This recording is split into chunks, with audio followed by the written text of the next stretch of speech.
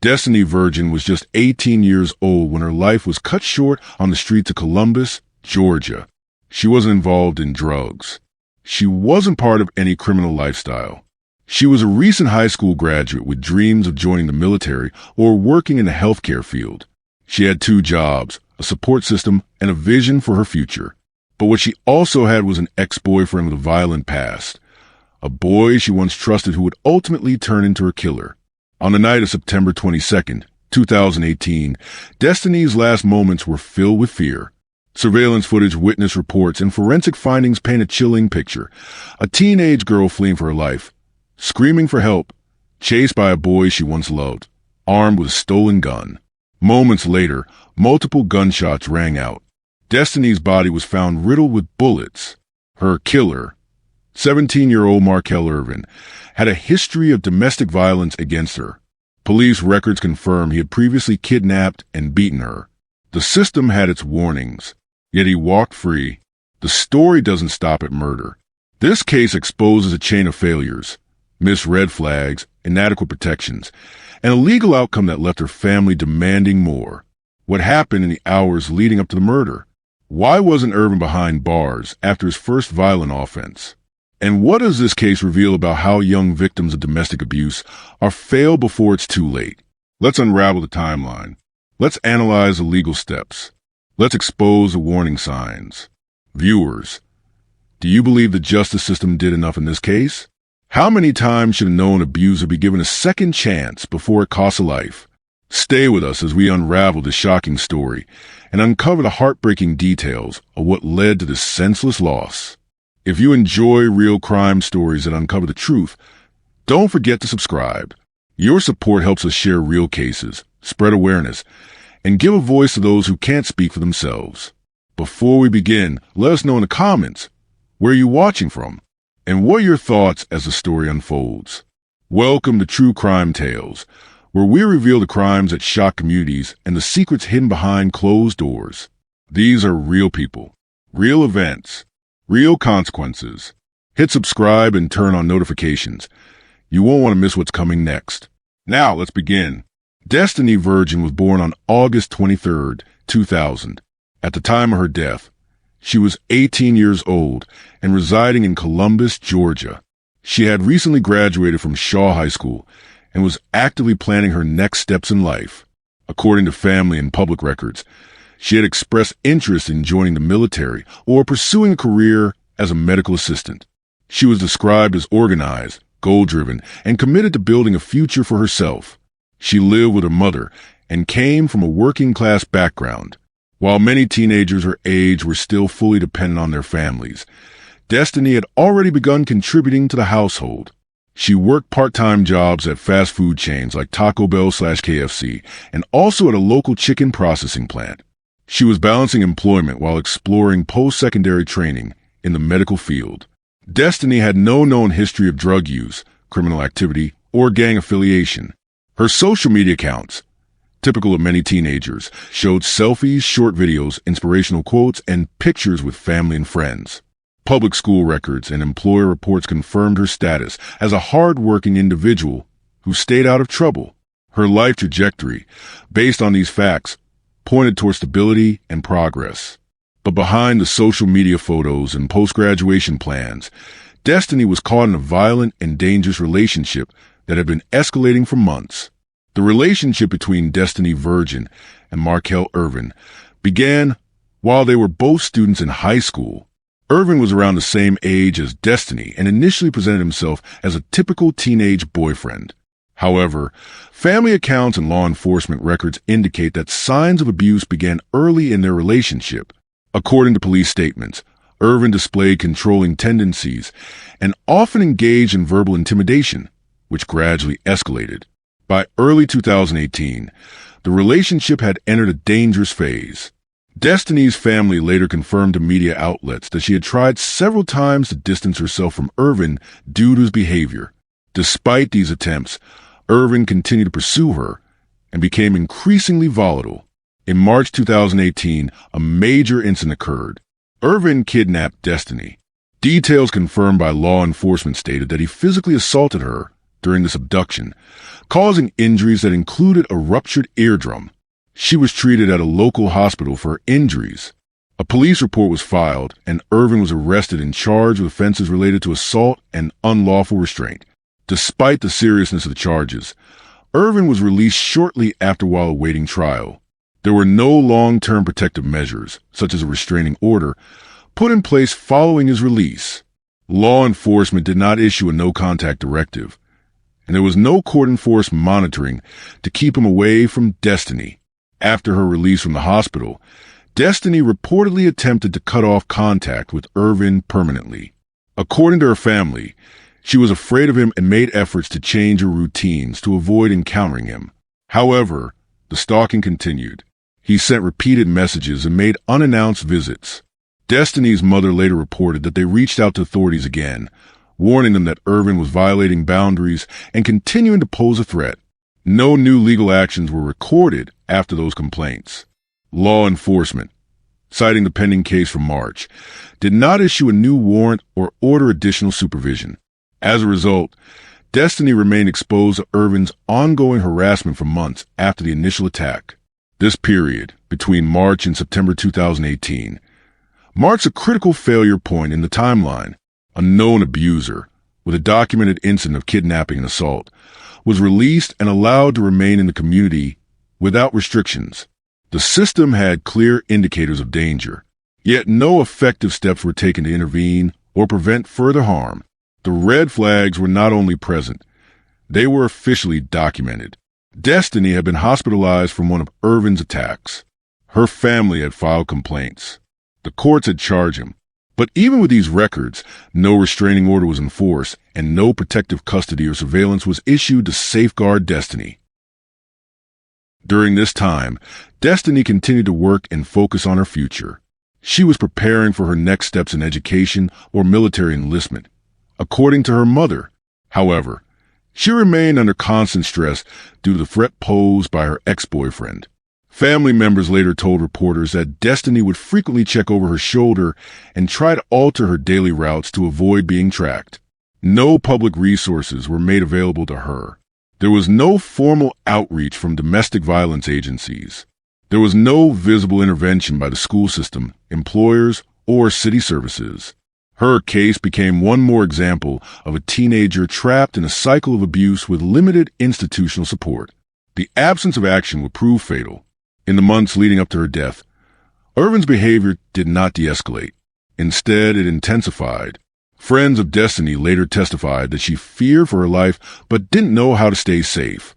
Without legal protection or relocation options, her environment remained compromised. On the evening of September 22, 2018, Destinee Virgin was gunned down near the intersection of Macon Road and Rigdon Road in Columbus, Georgia. The location is a mixed-use zone consisting of residential apartments, commercial stores, and heavy foot and vehicle traffic. It was not the kind of area where a murder could go unnoticed. According to the incident report, Destinee fled from a vehicle, screaming for help. Eyewitnesses reported a young woman running along the sidewalk before collapsing near a traffic stop. Moments later, gunshots were heard, multiple rounds fired in quick succession. Police units were dispatched after 911 calls from several witnesses. Upon arrival, law enforcement secured the area and located Destinee's body. She was lying in the street, unresponsive, with visible gunshot wounds to her chest and upper torso. Paramedics pronounced her dead on the scene. A forensic sweep of the area was conducted immediately. Investigators recovered several .380 caliber shell casings at the scene. These were found near a location where witnesses said the suspect, later identified as Markel Irvin, was standing when he opened fire. The murder weapon was recovered shortly after. According to police records, Irvin had stolen a pistol from Destinee's mother prior to the shooting. Ballistics analysis by the Georgia Bureau of Investigation, GBI, confirmed that the shell casings recovered from the crime scene matched the firearm in question. Gunshot residue testing further indicated that Irvin had recently discharged a weapon. Surveillance footage obtained from a nearby gas station and 2 residential security cameras supported eyewitness accounts. The footage captured Destinee exiting the passenger side of a vehicle and running. Irvin was seen exiting the vehicle moments later, drawing a firearm and pursuing her on foot. The video then captured the muzzle flashes of the gun discharging as he fired the fatal shots. An autopsy conducted by the Muskogee County Coroner's Office revealed multiple gunshot wounds, with at least 2 bullets entering the chest and 1 striking the abdomen. The cause of death was listed as homicide due to multiple gunshot injuries. Toxicology results showed no substances in Destinee's system. The forensic evidence, including surveillance video, ballistic match, eyewitness reports, and autopsy findings, painted a clear, undisputed narrative of premeditated murder. The location, method, and execution left little room for alternate theories. The shooter was identified as Markel Irvin, a 17-year-old male who had been in a previous romantic relationship with Destinee. At the time of the crime, Irvin had no adult felony convictions, but his background included a significant incident earlier in 2018. In March of that year, Irvin was arrested for kidnapping and assaulting Destinee.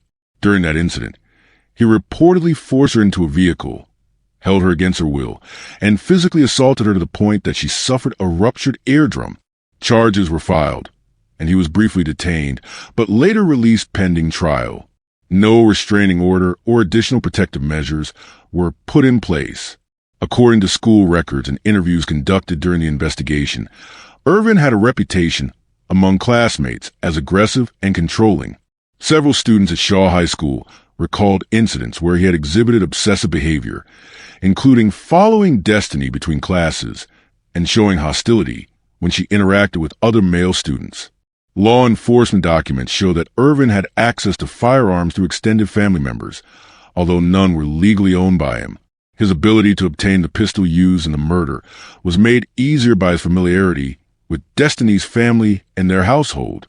After the March 2018 assault, Columbus police labeled Irvin as dangerous and volatile. Despite that assessment, he remained free for months before the fatal shooting. His relationship with Destinee was characterized by control, jealousy, and repeated threats. Testimony from friends and text messages retrieved during the investigation revealed a pattern of manipulation. Destinee had reportedly tried to distance herself from him several times, but Irvin continued to make contact, sometimes through threats or intimidation. The months between the March assault and the September murder were marked by missed intervention opportunities. Markel Irvin was arrested at the scene of the crime by an off-duty police officer who responded to the gunfire. Irvin did not resist arrest. The weapon was recovered in his possession. He was taken to Muskogee County Jail and charged the next morning. Charges filed included malice murder, felony murder, aggravated assault, possession of a firearm during the commission of a crime. Given the volume of evidence, surveillance video, forensics, eyewitnesses, and prior history, prosecutors had a strong case. However, rather than proceed to trial, the district attorney's office negotiated a plea agreement with the defense. In May 2021, nearly 3 years after murder, Irvin pleaded guilty to murder. Under Georgia law, the plea resulted in a life sentence with eligibility for parole after 30 years. The family of Destinee Virgin publicly expressed dissatisfaction with the plea. Her mother criticized the deal, calling it a slap on the wrist, and arguing that Irvin deserved life without parole. She also stated that the system had multiple chances to protect her daughter, but failed to act. In contrast, the district attorney's office defended the plea deal as a necessary measure to avoid re-traumatizing the family through a public trial. They emphasized the importance of securing a life sentence without the risk of a jury trial yielding a lesser outcome due to Irvin's age. There were no additional charges for the earlier kidnapping incident, and no charges were filed against any parties for improper firearm storage or access. As of now, Irvin is serving his sentence in a Georgia state prison. He will not be eligible for parole until at least the year 2048. Should violent juvenile offenders be tried as adults in murder cases, regardless of age?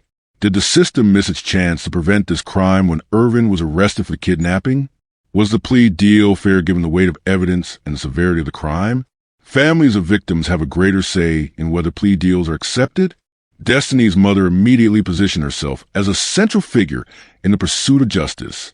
In public interviews, she voiced her deep frustration with the handling of her daughter's case, from a lack of accountability after a prior kidnapping by the same suspect to the final plea deal that offered the possibility of parole. According to her, the justice system failed her daughter at multiple points.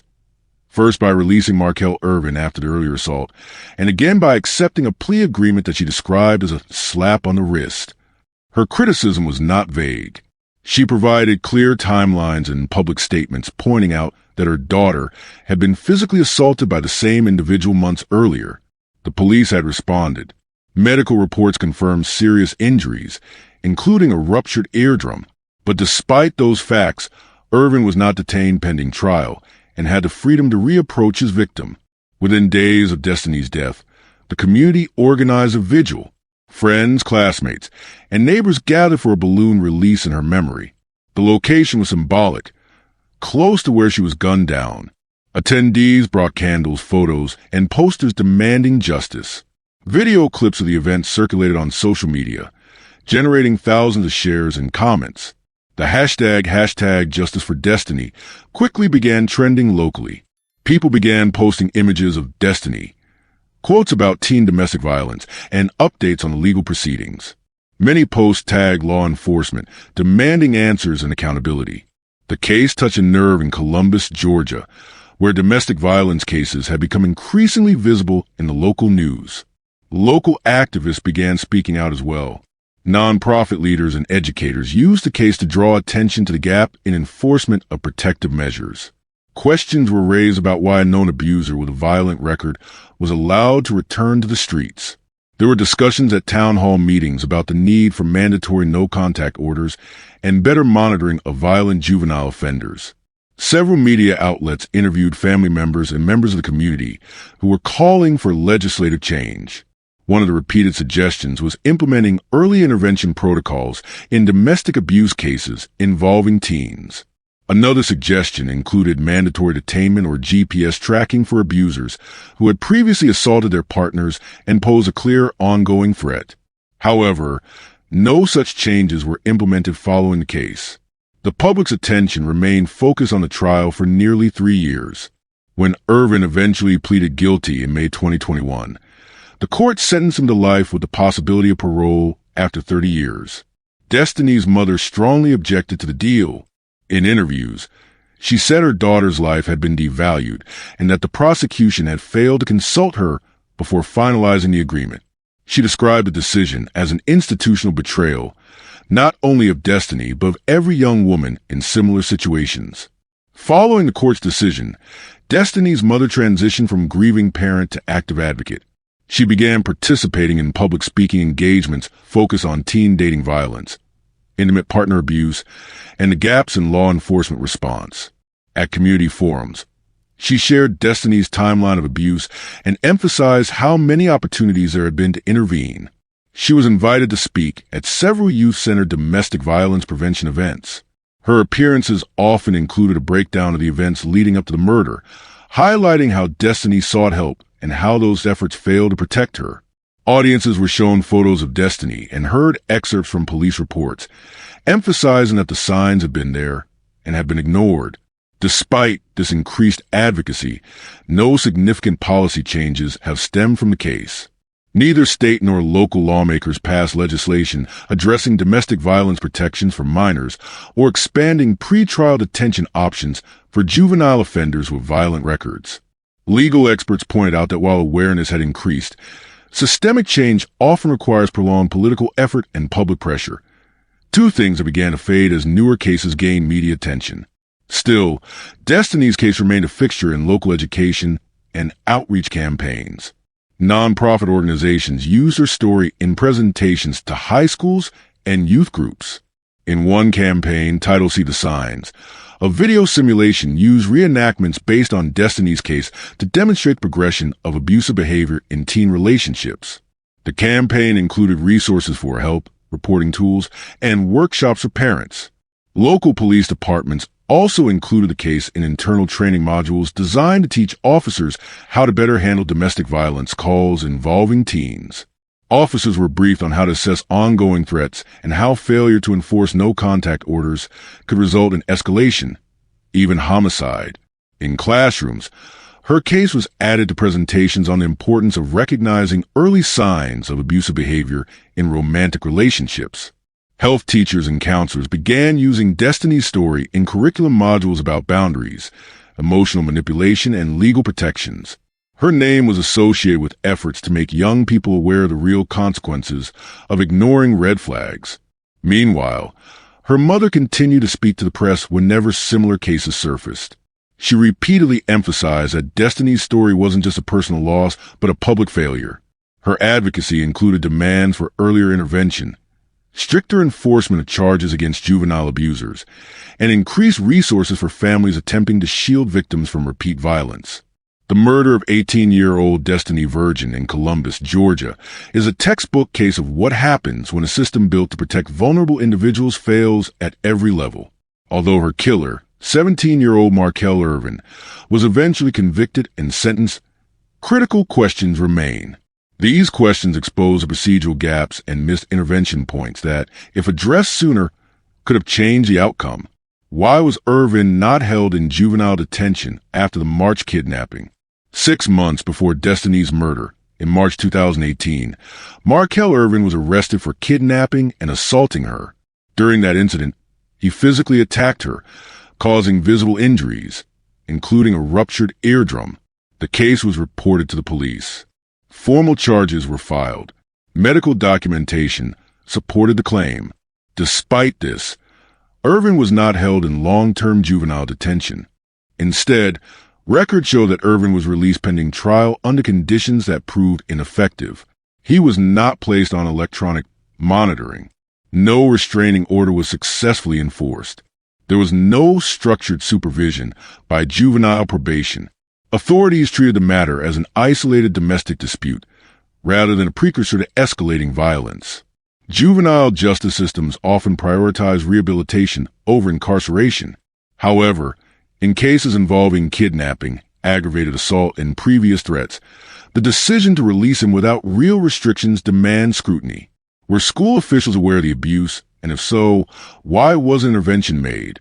Destinee and Markel attended the same high school in Columbus, Georgia. Several classmates later confirmed that Destinee had visible signs of physical abuse in the months leading up to her murder. Some students reported seeing bruises. Others claimed she looked withdrawn and fearful around Irvin. There is no public record confirming whether school counselors or administrators took formal action. No documented referrals to social services or law enforcement were made by school officials during the relationship. It is unclear whether mandatory reporting protocols were followed. This raises a question of oversight. If students noticed signs of abuse, did teachers and staff miss them or ignore them? If educators were made aware of the March assault, why was no follow-up performed on the risk Destinee faced? Schools are legally required to report suspected abuse. In this case, either those protocols failed or no system existed to escalate the situation beyond the classroom. Could stricter gun safety in a household have prevented the murder? The gun used to kill Destinee belonged to her mother. Irvin reportedly took the weapon from the house before forcing Destinee into her car.